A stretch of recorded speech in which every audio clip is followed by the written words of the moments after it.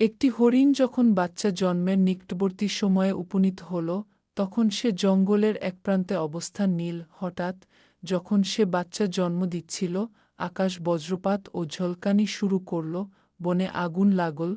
হরিণটি উত্তর দিকে তাকিয়ে দেখে শিকারী তীর নিয়ে তার দিকে তাকিয়ে আছে। সে ডান দিকে তাকিয়ে দেখল একটি ক্ষুধার্ত সিংহ তার দিকে এগিয়ে আসছে। হরিণ বিভ্রান্ত, একদিকে সিংহ, অপরদিকে শিকারী, আরেক দিকে আগুনের লেলিহান শিখা, বাকি যে দিকটা ছিল সেখান দিয়ে বয়ে গেছে উত্তাল নদী। ঝুঁকিগুলো সব দিকেই রয়েছে এবং তার কোনো উদ্ধারকারীও নেই।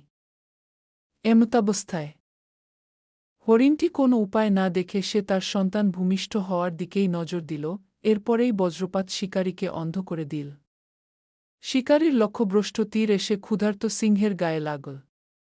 ভারী বৃষ্টিপাত আগুনকে নিভিয়ে দিল।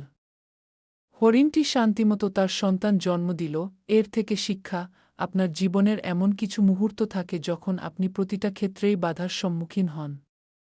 তখন আপনি নিজে থেকে যা করতে পারেন তার প্রতি মনোনিবেশ করুন এবং বাকি একজনকে ছেড়ে দিন যিনি সমস্ত মানুষের জীবনকে সুন্দরভাবে সাজিয়ে তোলেন।